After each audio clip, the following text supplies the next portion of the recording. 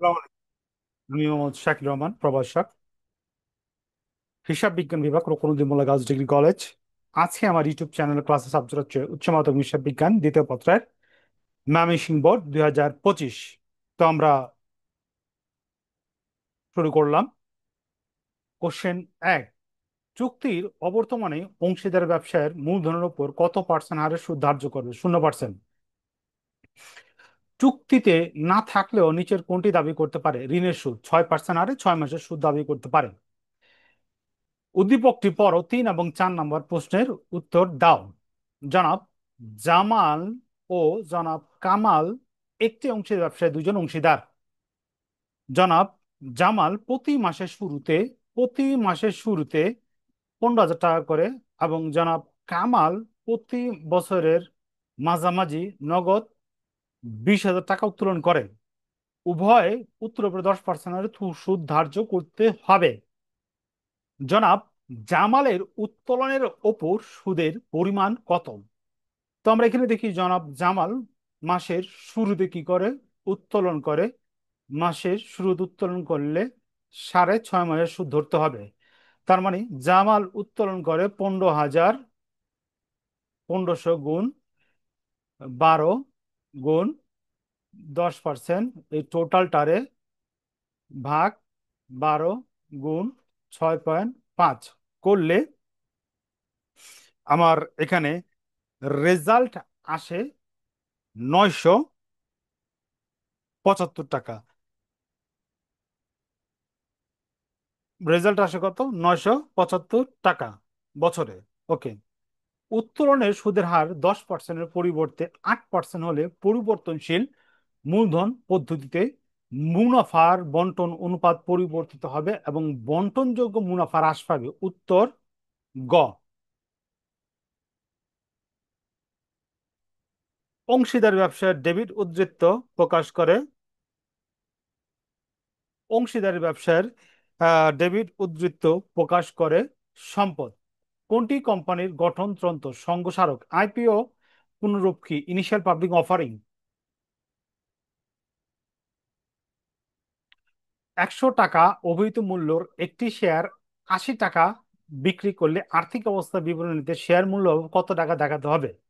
যদিও এখানে কি করা হয়েছে, শেয়ারটা ওভার ইস্যু করা হয়েছে, অধিহার ইস্যু করা হোক, ওভার ইস্যু করা হোক, সমহার ইস্যু করা হোক, শেয়ারের অভিহিত মূল্য যেটা আছে সেটাই কি করতে হবে? আমার আর্থিক অবস্থা বিবরণীতে কি করতে হইব? প্রদর্শন করতে হইব। তার মানে অ্যান্সার হলো আমার খ। হ্যাঁ, উদ্দীপকটি পরে 9 এবং 10 নম্বর প্রশ্নের উত্তর দাও। রয়্যাল কোম্পানি লিমিটেড প্রতিটি 100 টাকা মূল্যে 30,000 শেয়ারে নিবন্ধিত। কোম্পানির অনুমোদিত মূলধন 7% হারে 10% অধিহারে বিক্রয়ের উদ্দেশ্য করলো। শেয়ার ইস্যুর চেয়ে 40% শেয়ার আবেদন অধিক পাওয়া গেল। শেয়ার অধিহারের পরিমাণ কত? ওকে। তো প্রথমে আমাদের বের করতে হইব উম, মোট শেয়ার।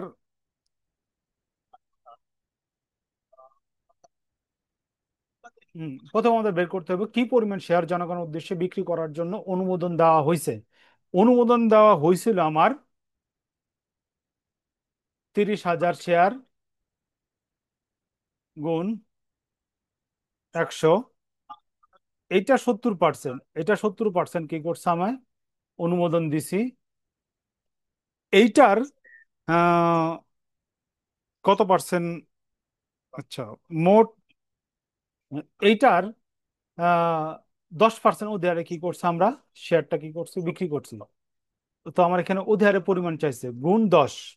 গুণ কত? 10%। এই টাকাটার সমান সমান আমার এখানে বেরোতেছে 23। এখানে আমার বেরোতেছে 21 লাখ। 21 লাখ টাকা কি বেরোতেছে আমার? 2,10,000 টাকা কি বেরোতেছে আমার মোট অধিহারের পরিমাণ।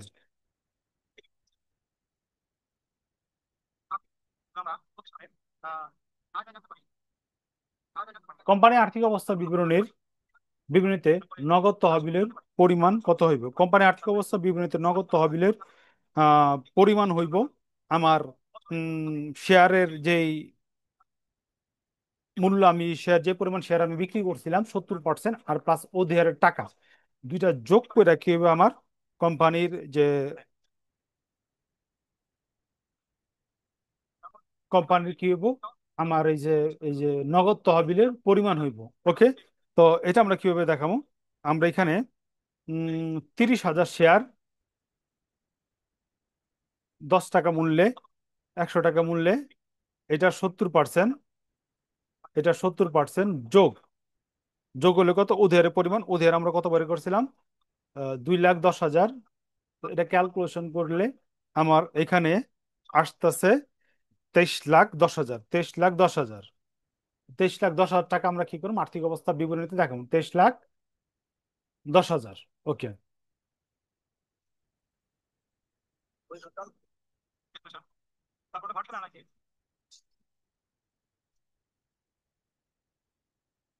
আচ্ছা, আমরা আমার নেক্সট কোশ্চেনে চলে যাই। ও, একটু বাকি আছে প্রায়। আচ্ছা, নিচের কোনটি বিক্রিত পণ্যের ব্যয় অন্তর্ভুক্ত হয়?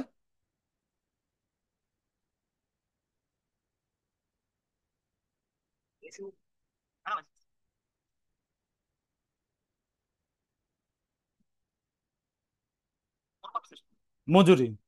শেয়ার অবহার কোন ধরনের সম্পদ? কাল্পনিক সম্পদ। সপরিমাণ পণ্যের বাজার মূল্য 20,000, 2,00,000 টাকা, ক্রয় মূল্য 50,000 টাকা। উক্ত সপরিমাণের মধ্যে 2,000 টাকা অবিকৃত কিন্তু অসরবরাহিত পণ্য অন্তর্ভুক্ত রয়েছে। সপরিমাণ পণ্য মূল্য কত? সপরিমাণ পণ্য মজুত পণ্যের প্রকৃত মূল্য হইল গিয়ে আমার 1,50,000 টাকা, যেহেতু বাজার মূল্য 50,000 টাকা কম। তো সপরিমাণ উৎপন্ন মূল্য হইল গিয়ে 1,50,000 টাকা। এই 1,50,000 টাকার মধ্যে কি হয়েছে? আমার 2,000 টাকার অবিকৃত পণ্য, অসরবরাহিত পণ্য কিছু অন্তর্ভুক্ত রয়েছে। অসরবরাহিত পণ্য কি করতে হইব? আমার সপরিমাণ মজুত থেকে বাদ দিতে হইব। সপরিমাণ উৎপন্ন মূল্য হলো 1,50,000 টাকা। 1,50,000 টাকা থেকে 2,000 টাকা বিয়োগ দিলে আমার সমপরিমাণ পণ্যের মূল্য হইতাছে 1,48,000 টাকা। 14, যদি সমপরিমজুত পণ্যের মূল্যের ক্রয় মূল্য অপেক্ষা 20,000 টাকা বেশি হয়, তবে আর্থিক অবস্থা বিবরণীতে কি হবে? তবে আর্থিক অবস্থা বিবরণীতে চলতি সম্পদ বৃদ্ধি পাবে, মুনাফা বৃদ্ধি পাবে, সংরক্ষিত আয়ও বৃদ্ধি পাবে। অ্যান্সার হলো গিয়ে গহ 1, 2, 3, 4। একটি কোম্পানির কর পরবর্তী নিট মুনাফা 6,000 টাকা এবং করের হার 40%। কর পূর্ব মুনাফার পরিমাণ কত? কর পূর্ব মুনাফার পরিমাণ, উম কর পূর্ব মুনাফার পরিমাণ হইল গিয়ে আমার 10,000 টাকা। কিভাবে 10,000 টাকা? তো 60,000, সরি, 60,000 ভাগ 60,000 ভাগ 60% গুণ 100, 60,000 ভাগ 60% গুণ 100 সমান সমান কত আসে? আমার 10,000 টাকা আসে। নিচের কোনটি অনুপাত স্বল্পকালীন তারল্য মাপকাঠিতে বিবেচনা করা হয়? দায় মালিকানা অনুপাত। নিট কার্যকরী মূলধন, নিট কার্যকরী মূলধন পরিমাণ 60,000 টাকা এবং চলতি মূলধন 7.5 হলে চলতি সম্পদের পরিমাণ কত? চলতি সম্পদের পরিমাণ হইল গিয়া চলতি সম্পদের পরিমাণ হইল গিয়া আমার এখানে 2,10,000 টাকা। কিভাবে 2,10,000 টাকা? 60,000-এ আমার ভাগ দিতে হইব ভাগ 2 গুণ 7। 60,000 টাকা ভাগ দিতে হবে ভাগ 2 গুণ 7, অর্থাৎ 5 টাকার সম্পদ আসে, 5 টাকার সম্পদ আছে। 60 টাকা দায় পরিশোধ করার জন্য, 5 টাকা দায় পরিশোধ করার জন্য আমার 60 টাকার কি আছে? সম্পত্তি আছে। তার মানে কি? আমার এখানে 2% কি আছে? অতিরিক্ত আছে। তো এখানে আমার কি করতে হইব? 60,000 ভাগ দিব আমরা 2 গুণ দেবো 7, 7 দিলে আমার চলতি সম্পদের পরিমাণ কি হয়ে যাব? বের হয়ে যাব। রতন লিমিটেডের 31শে ডিসেম্বর 2024 তারিখে মোট সম্পদের পরিমাণ 40 লক্ষ টাকা। চলতি সম্পদের পরিমাণ 50 লক্ষ টাকা। মোট বহির্দার পরিমাণ 2,50,000 টাকা। মালিকানা সত্ত্বের পরিমাণ কত? তো আমরা জানি মালিকানা সত্ত্ব সমান সমান মোট সম্পত্তি মাইনাস চলতি দায়। এখানে আমার মোট সম্পত্তি দেওয়া আছে কত? 40 লাখ টাকা।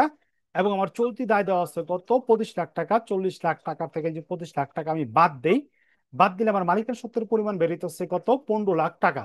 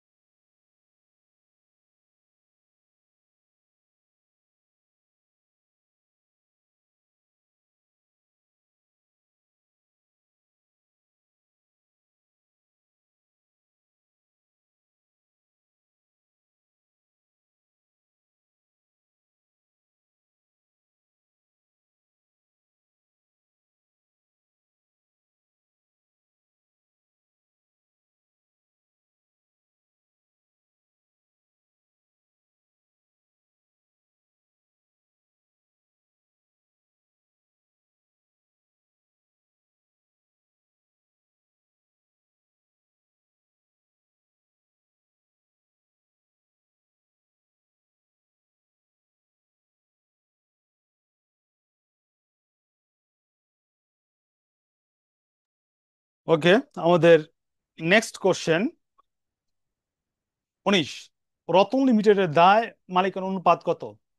তো যদি কোনো অনুপাত বলা হয় দায় মালিকানা অনুপাত, তখন আমরা কি করব?